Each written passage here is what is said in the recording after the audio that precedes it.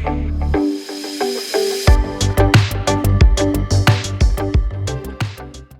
Students, आज हम एक specific chapter profit and loss को स्टार्ट करने जा रहे हैं।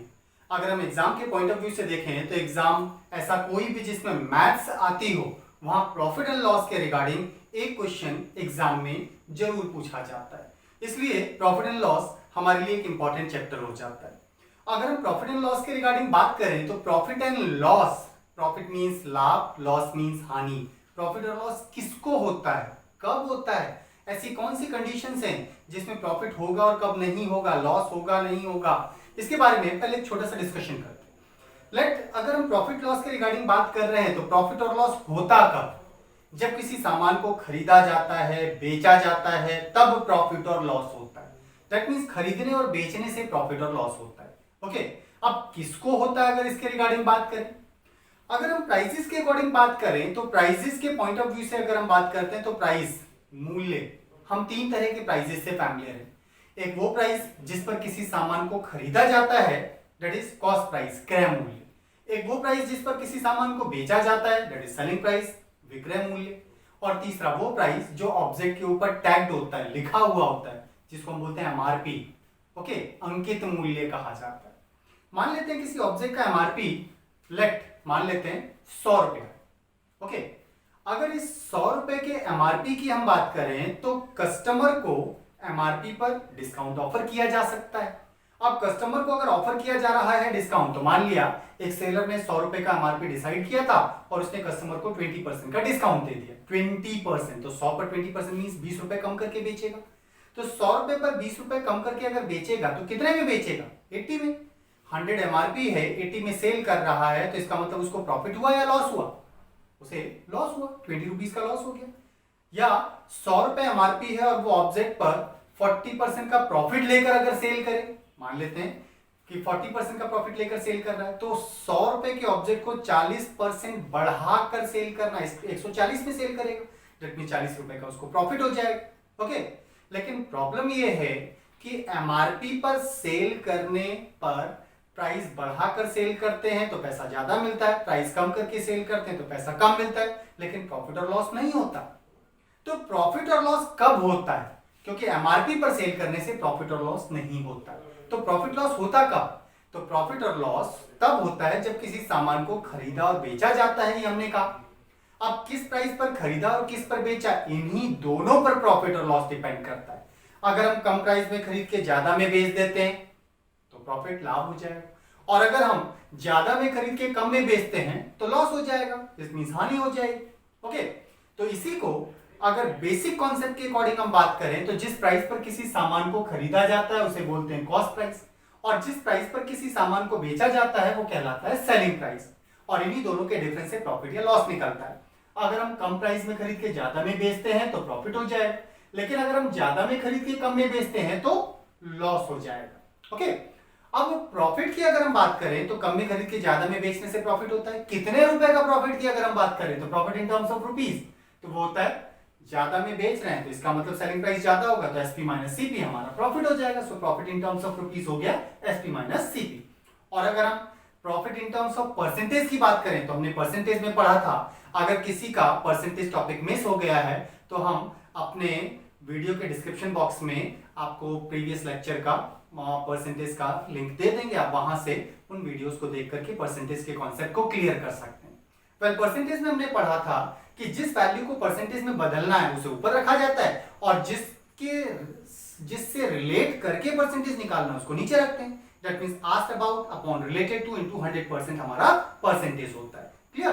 तो ऐसे में अगर प्रॉफिट परसेंटेज आइडेंटिफाई करना हो तो प्रॉफिट को परसेंटेज में बदलना है, इसलिए प्रॉफिट ऊपर रहेगा, अपॉन में प्रॉफिट या लॉस किस प्राइस पर लेते हैं, प्रॉफिट और लॉस याद रखिएगा हमेशा कॉस्ट प्राइस पर कैलकुलेट किया जाता है। जिस प्राइस पर खरीदा है उसी से रिलेट करते हुए हम प्रॉफिट और लॉस को आइडेंटिफाई करते हैं, इसलिए profit in terms of percentage हो जाएगा profit in rupees upon CP into 100%। अब अगर आपके पास प्रॉफिट परसेंटेज हो, ऑब्जेक्ट का सीपी हो, तो हम ऑब्जेक्ट का सेलिंग प्राइस डिसाइड कर सकते हैं।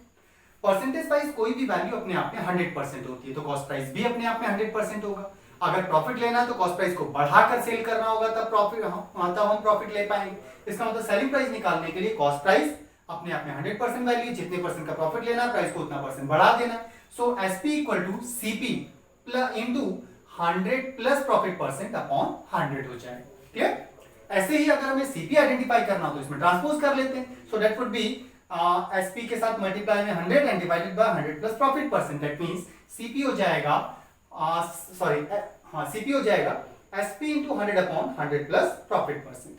अब बात करते हैं लॉस की। अगर हम ज्यादा में खरीद के कम में बेच रहे हैं तब लॉस होगा हमें। दैट मींस लॉस की वैल्यू हो जाएगी सीपी माइनस एसपी। क्लियर?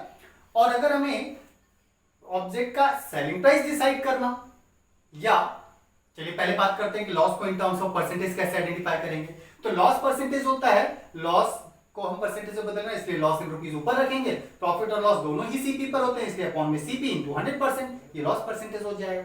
और अगर हमें ऑब्जेक्ट का सेलिंग प्राइस आइडेंटिफाई करना हो तो सेलिंग प्राइस होता है सीपी इंटू लॉस होने पर प्राइस को कम करके सेल करना होता है 100 माइनस लॉस परसेंट अपॉन 100, ये हमारा एसपी हो जाएगा। और अगर हमें सीपी आइडेंटिफाई करना हो तो सीपी होता है SP into 100 upon cross multiply करने पर सीपी हो जाएगा SP into 100 upon 100 minus loss percent. Clear? तो ये हमारे बेसिक कॉन्सेप्ट्स हैं, लेकिन बेसिक कॉन्सेप्ट्स के साथ अगर आप ध्यान देंगे तो सब जगह इन terms of rupees value included है। दैट मींस सीपी एसपी हमारे सब जगह इंक्लूडेड है। अगर हमारे क्वेश्चन के अंदर इन टर्म्स ऑफ रुपीज कोई वैल्यू दी गई है तभी तक हमारे बेसिक कॉन्सेप्ट एप्लीकेबल होते हैं।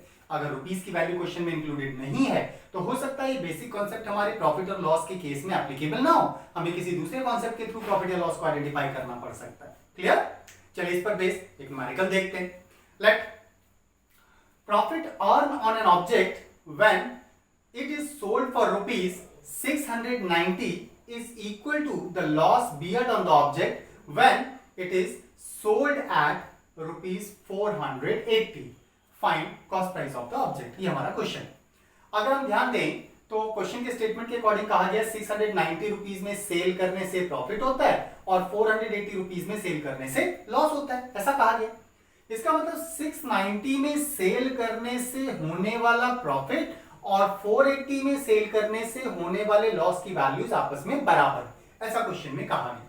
तो प्रॉफिट और लॉस की वैल्यूज बराबर होगी, लेकिन अभी भी छोटी सी प्रॉब्लम है क्वेश्चन में, ये नहीं बताया कि प्रॉफिट और loss in terms of rupees लेना है या परसेंटेज लेना है। नाउ रिमेंबर, अगर क्वेश्चन में प्रॉफिट या लॉस डिस्क्राइब किया गया हो but in terms of percentage नहीं बोला गया तो फिर हम रुपीस में लेते हैं। परसेंटेज बोलने पर ही परसेंटेज टर्म्स में क्वेश्चन को सॉल्व किया जाता है। That means प्रॉफिट और लॉस की values in terms of rupees बराबर होगी।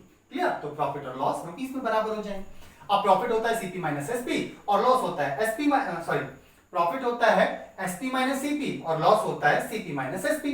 दोनों केसेस में क्योंकि एक ही ऑब्जेक्ट के रिगार्डिंग हम बात कर रहे हैं तो हमारा कॉस्ट प्राइस तो सेम रहेगा, लेकिन सेलिंग प्राइस दोनों ऑब्जेक्ट के अलग अलग हमें दे रखे हैं। ओके, सो उनके प्राइसेस को प्लेस करके हम सीपी की वैल्यू को आइडेंटिफाई कर सकते हैं। तो हमारा कॉन्सेप्ट बनता है CP equal to that means sp1 sp2 दोनों प्लस हो जाएंगे डिवाइडेड बाय 2।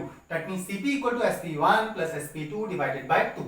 ओके, अगर कभी भी एक ही ऑब्जेक्ट के दो अलग अलग प्राइसेस पर सेल करने से होने वाले प्रॉफिट और लॉस की वैल्यूज आपस में बराबर हो तब cp आइडेंटिफाई करने के लिए दोनों सेलिंग प्राइस को प्लस करके 2 से डिवाइड कर दीजिए, ऑब्जेक्ट का cp हो जाएगा। क्लियर?